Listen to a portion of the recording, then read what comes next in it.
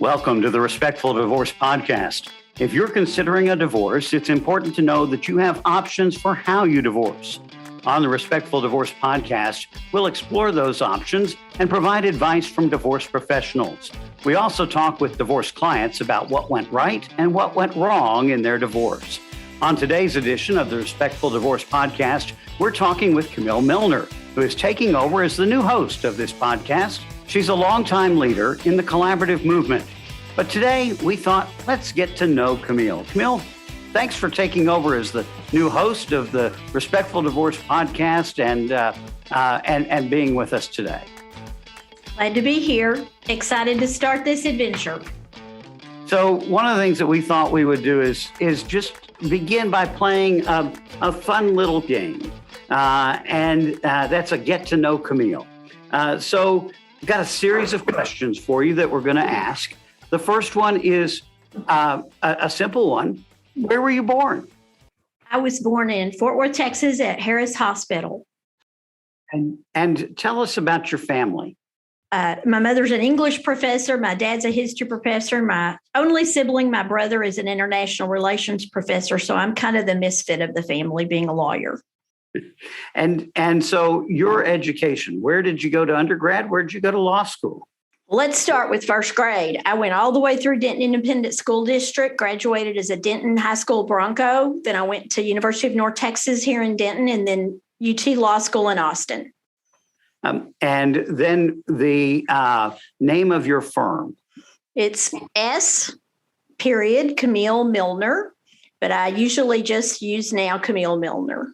That's my formal name, but I usually just use Camille Milner now. So let's talk a little bit about collaborative, and maybe we should say, how long have you been practicing family law, and then why did you start practicing collaboratively? Well, I've been practicing family law since 1984, as soon as I got licensed. So that's getting close to 38 years. I've been a member of Collaborative Divorce Texas since its inception. I became a charter member thanks to Matt Gregory and convincing me that was exactly what I needed to do. He's always been a great influencer for me. And so that was I believe it was in 2004 when the organization was chartered. And so what appealed to you about collaborative? Well, I don't think family law has ever been a good fit for litigation. Sometimes it's necessary and inevitable, but for the most part, most families and most couples want to be their best selves, and collaborative enables them to do that and helps us lawyers bring our best selves to the table as we all work toward a resolution of the conflict, more like engineers working on a project rather than trying to destroy the other side. So I remember at one point you had a divorce trial, went all the way to the court, and the story that I heard, and maybe you want to expand on it, was that you had the mother on the stand, and it was a pretty rough cross-examination of her. And you won the case, but you felt terrible. Can you kind of talk about what that experience was like for you? Well, very often parties do things that they would rather and be better off that no one ever knew they did. They are not being their best selves when they are in the midst of a divorce or a separation.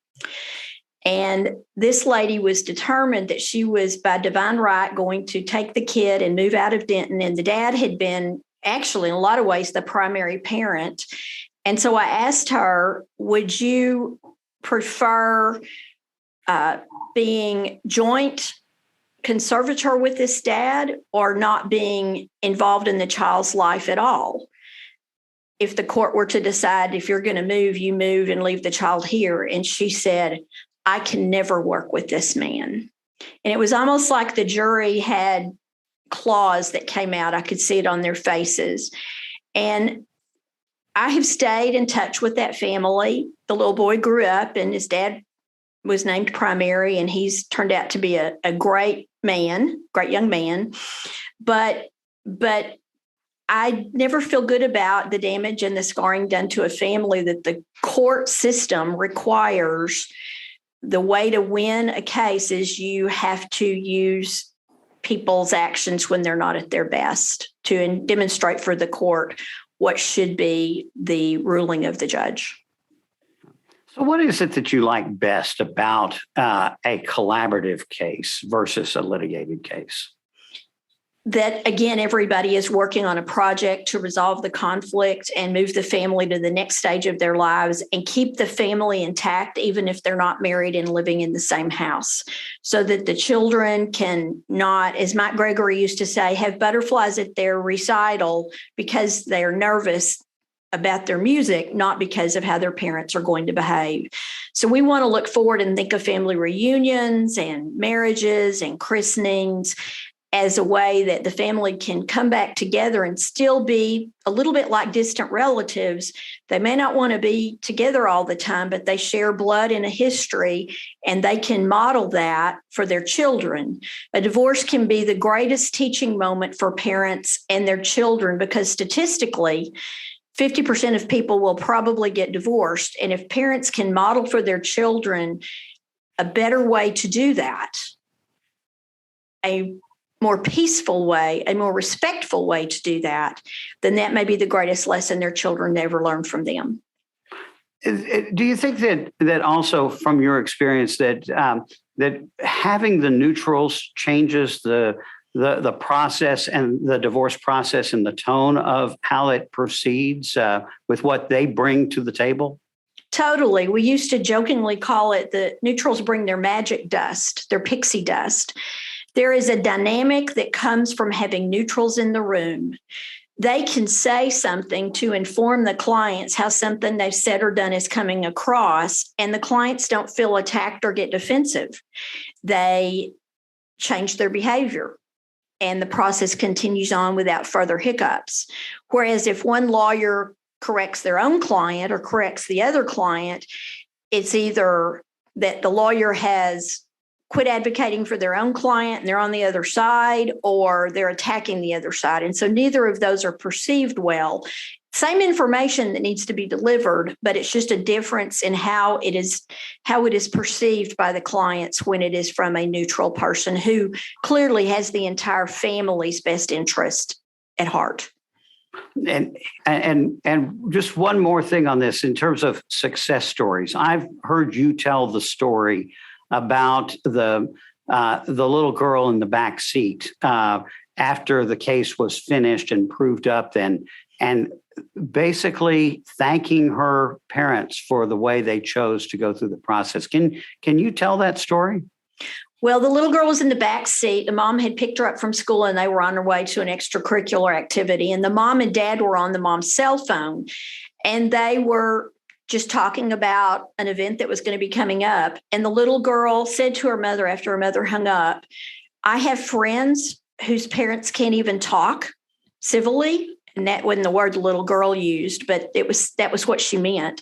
And she said, "Thank you for helping us get through this without that, so that we can both have our parents, so that we can have both our parents still together."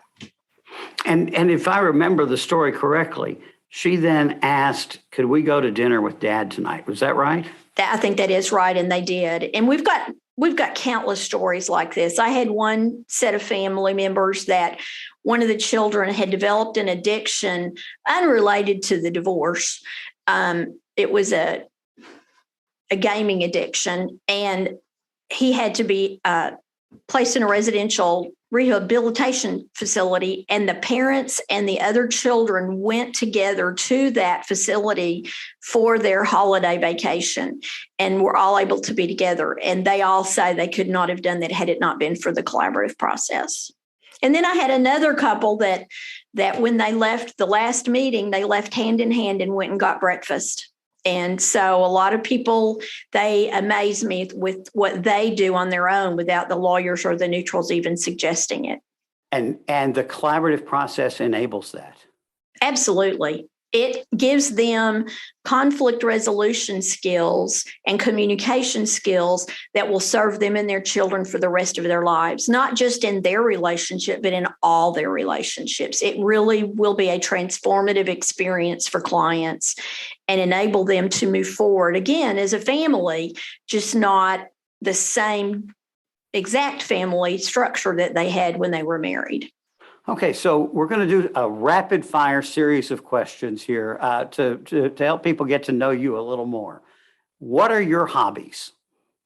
Well, I like sailing a lot, and I like getting in my truck and driving really fast on the back roads of Texas, listening to my playlist all by myself.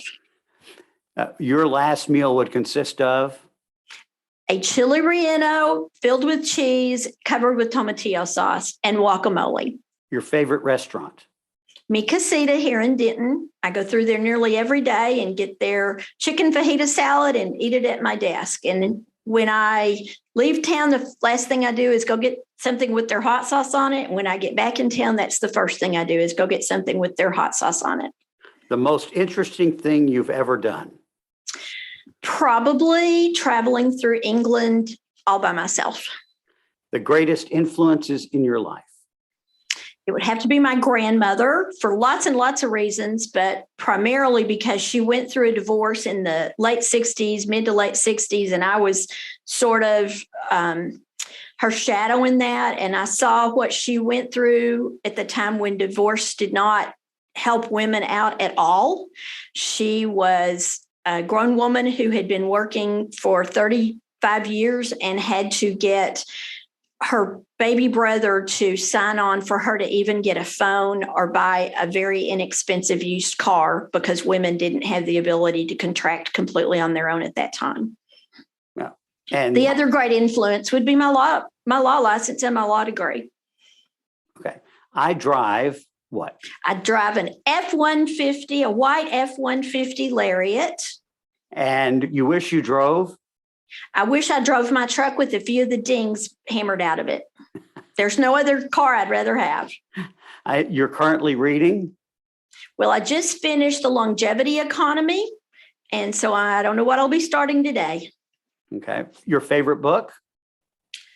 My favorite book. Well, I've really sort of got two, and they have to do with my work. One is The 5 Love Languages, and the other is Men Are From Mars and Women Are From Venus, because I think that unlocks all the secret of the differences between men and women and how they can best interact and understand each other and work together in this world. And then the next one, your favorite song and your favorite band or My favorite song would probably be Happy by Pharrell Williams. It always puts me in a good mood, and especially the video of that because it's so many people that are happy.